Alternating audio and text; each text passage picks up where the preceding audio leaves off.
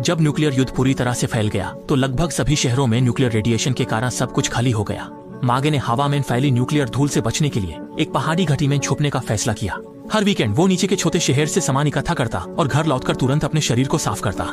मागे ने आसपास के पहाड़ों में कुछ जाल भी लगाए थे छोटी जानवरों को पकड़ने के लिए। उस दिन जब वो अपने कुत्ते के साथ जाल देखने गया तो उसने देखा कि एक जाल में खून था पर कोई जानवर नहीं था। इसलिए उसने कुत्ते को खुशबू के पीछे भेजा और कुत्ते के पीछे चलते हुए मागे ने एक आदमी को देखा जो प्रोटेक्टिव सूट पहने हुए एक हाथ गाड़ी खींच रहा था। थोड़ी दूर आगे बढ़ने के बाद वो आदमी अचानक रुक गया और अपने हाथ में डिटेक्टर से रेडिएशन को मापने लगा। जब उसने देखा कि सब ठीक है तो उसने अपना प्रोटेक्टिव सूट उतार दिया और हवा लेने लगा। फिर वो आदमी कुछ देखकर तेजी से पहाड़ी से नीचे उतर गया। मागे को कुछ गलत लगा और वो तुरंत उसके पीछे भागा।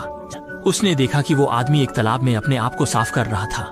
मागे ने तुरंत उससे कहा कि ये पानी बाहर की घाटी से आता है और न्यूक्लियर रेडिएशन से प्रदूषित है।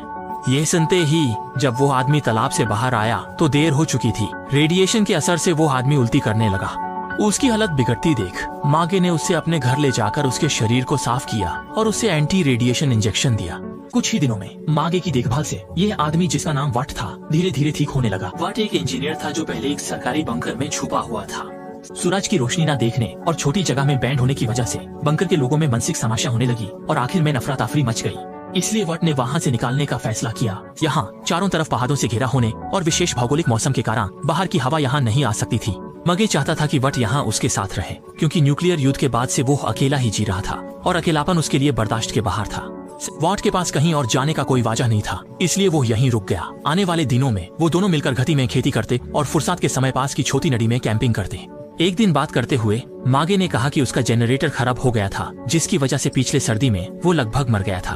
वॉट ने जनरेटर देखा और इंजन में खराबी पाई जिसे ठीक करना मुश्किल था। लेकिन वॉट ने एक और तरीका सोचा, वो था उस तालाब का पानी जहां वो पहली बार आया था। वो एक पानी का चक्कर बना सकते थे जो वाटरफॉल की शक्ति से बिजली उत्पादित करेगा। लेकिन जब वॉट एक चर्च को तोड़कर पानी का चक्कर बनाने की सोच रहा था मागे ने उसे रोका क्योंकि ये चर्च मागे के पिता ने अपने हाथों से बनाया था और पिता हर हफ्ते यहाँ प्रचार करते थे। इसलिए मागे चाहता था कि ये चर्च उसके पिता की याद में बना रहे। आखिर में वट को मजबूरन दूसरा तरीका ढूंढना पड़ा पानी का चक्कर बनाने के लिए। इस तरह समय के साथ पहले अनजान थे वो दोनों अब एक दूसरे के करीब आने लगे। अनजान दुनिया में अकेला मर्द और औरत जल्दी ही एक दूसरे के करीब आ गए। लेकिन एक दिन सुबह मागे जैसे हमेशा करता था जाल देखने गया और उसने एक भिखारी को अंधे चुराते हुए पकड़ा। मागे ने उससे अपने घर ले आया लेकिन वट इससे परेशान हो गया। डर था कि ये उनकी शांति को बिगाड़ देगा।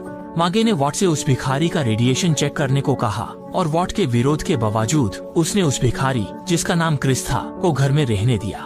उसने क्रिस के लिए एक शानदार भोजन भी तैयार